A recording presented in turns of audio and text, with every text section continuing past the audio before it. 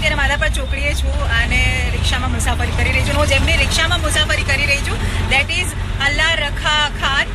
કાકા આપણે તમે અહીંયા જ રિક્ષા ઊભી રાખજો, આપણે ચા પીતા પીતા વાત કરીએ. હું તમને બહુ જ ઇન્ટરેસ્ટિંગ સ્ટોરી સંભળાવવા જઈ રહી છું એ ભાઈની, જેમના રિક્ષામાં આજથી 2 કે 3 દિવસ પહેલા એક કપલ જે છે એનું પર્સ ભૂલી ગયેલું હતું અને એ પર્સમાં ઓલમોસ્ટ 70,000 રૂપિયા રોકડા હતા અને સાથે હતા 11 તોલા સોનું અને આ બધું જ ભૂલીને જતા રહ્યા હતા. અંકલને પાછળથી ખબર પડી અને આ અંકલ જે છે જેમની સાથે હું અત્યારે છું, અલ્લા રખાભાઈ, એ કાકા સાથે હું અત્યારે છું અને એમની સ્ટોરી હું તમને સંભળાવવા જઈ રહી છું. યસ કાકા, આપણે અહીંયા ચા પીતા પીતા તમને હું તને સંભળાવું કે ખરેખર કેટલી ઇન્ટરેસ્ટિંગ સ્ટોરી છે. He is the one. આ અલ્લા રખાભાઈ છે. કાકા તમને બધા જોઈ રહ્યા છે, એમને હાઈ કહી દો.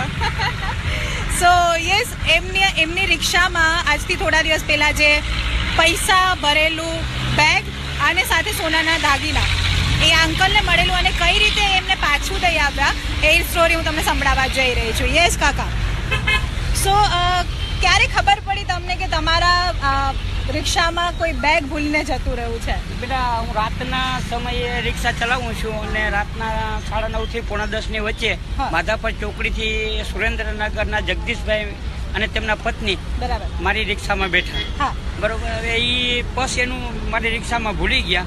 નાગેશ્વર મેં એમને ઉતાર્યા. પછી મેં એક ફેરો સૈનિક સોસાયટીનું કર્યું અને એક ફેરો રૈયા ચોકડીનું કરી આવ્યો. બાદમાં એક છોકરાએ મને કીધું કે કાકા પર્સ તમારી રિક્ષામાં પડ્યું છે, તમારું છે? મેં કીધું મારા પેસેન્જરનું છે. એટલે પર્સ મેં લઈ મારી જે સીટ નીચે, રિક્ષાના ડ્રાઈવર સીટ નીચે મૂકી અને પછી હું મારા ઘરે જતો રહ્યો. મેં ઘરે જઈને જોયું તો પર્સમાં સોનાના દાગીના, રોકડ રકમ, આટલું બધી માલ હતું.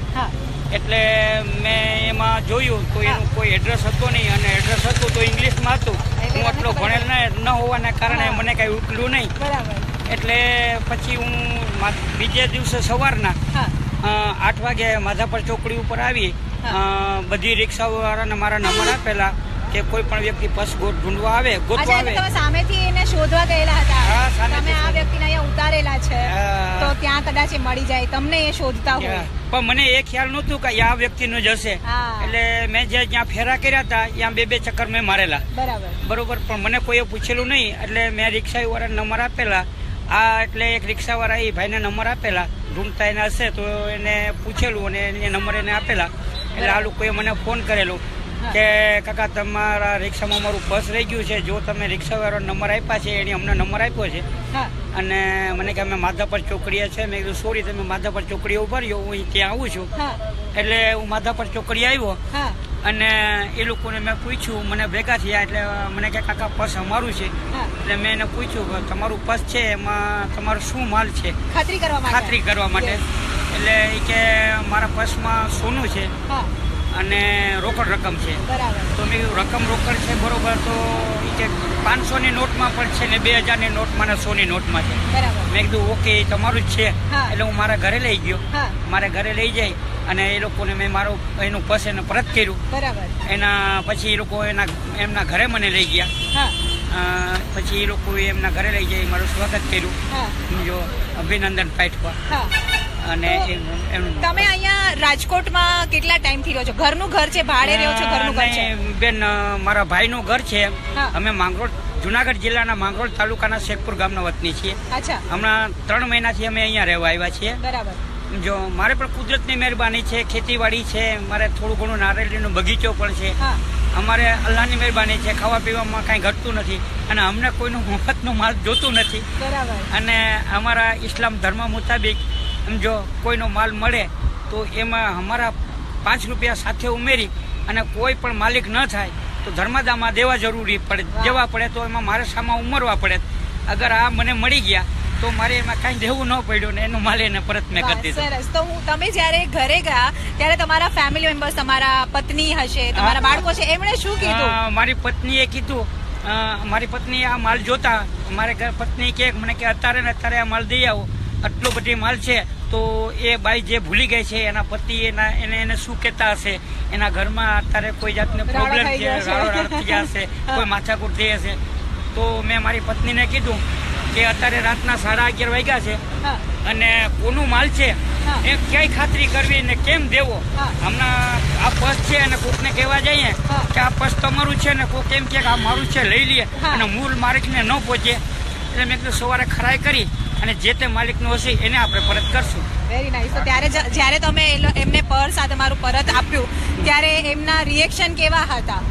ખુશ થયા હશે કે એમણે સામેથી કીધું હશે કે ભાઈ આ લ્યો તમારી ઈમાનદારી માટે, એવી કઈ ઘટના ઘટી? હા, એવું પણ બન્યું એ કે હવે કાકા આમાંથી જો તમારો રૂપિયા જોતા હોય એટલા તમે લઈ શકો છો, હા.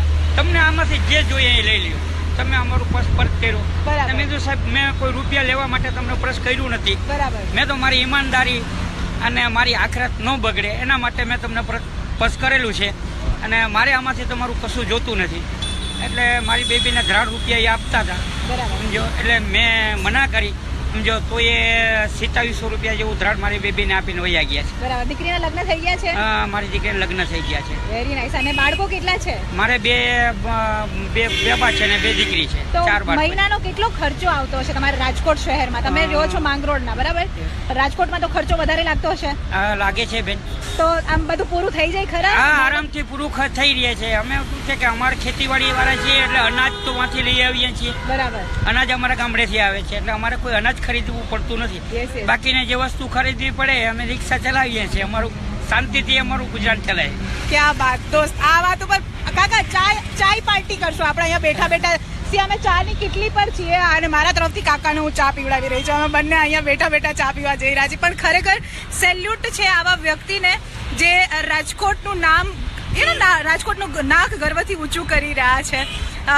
લાલચ બહોત બુરી બલા હે, આવું આપણે સાંભળતા હોય. આપણને 50ની નોટ પણ રસ્તામાં મળી જાય ને તો આમ આજુબાજુ જોઈ હરવેકથી આપણે સરકાવી લેતા હોઈએ. ત્યારે એમની પાસે 70,000 રોકડા હતા, 11 તોલા સોનું હતું ને છતાંય એમના વાઈફને હું પણ ધન્યવાદ કહેવા ઈચ્છીશ કે ખરેખર એક પત્નીએ એક બીજી સ્ત્રીનું જે દુઃખ સમજી લીધું. એમણે કહ્યું કે અરે તમે અત્યારે દઈ આવો ને, ત્યારે એમના હસબન્ડ એમને ખીજાતા હશે, એની સાથે ગુસ્સો કરતા છે કે આવડી મોટી વસ્તુ તું ક્યાંક ભૂલી આવી. તો ખરેખર થેન્ક યુ સો મચ કાકા. તમે એવા રાજકોટિયન છો જેના માટે અમે નાક ઊંચું કરી અને ગર્વ લઈ રહ્યા છીએ. અમારી નિયત છે કે અમને પણ ખુદા આપશે, મુझे भी खुदा देगा, मेरी नियत देख. ક્યાં વાત. થેન્ક યુ સો મચ કાકા.